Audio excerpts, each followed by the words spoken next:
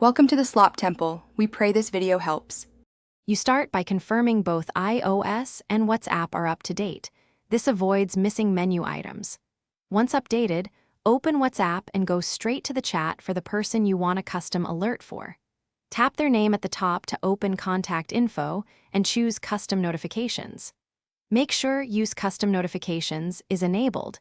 This reveals the tone options. You're now in the exact place to change message and group tones. You'll see separate controls for message tones, group tones, and vibration. Pick each intentionally.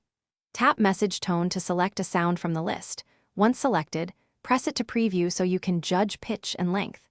If you want a unique vibration, choose Vibration and either pick a preset or create a custom tap pattern. Make sure your phone volume is audible and that Do Not Disturb or Focus modes aren't blocking the sounds while you test. Once you save custom settings, send a quick test message to confirm the tone plays as expected. You can use a second device or ask the contact to message you. If nothing changes, go to iPhone Settings Notifications, WhatsApp, and verify Allow Notifications, Sounds, and that lock screen/banners are enabled. If problems persist, force quit WhatsApp or reboot the iPhone, then recheck Custom Notifications. This clears caching issues and usually resolves silent or stuck notifications.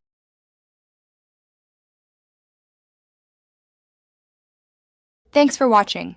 Consider subscribing if we helped you.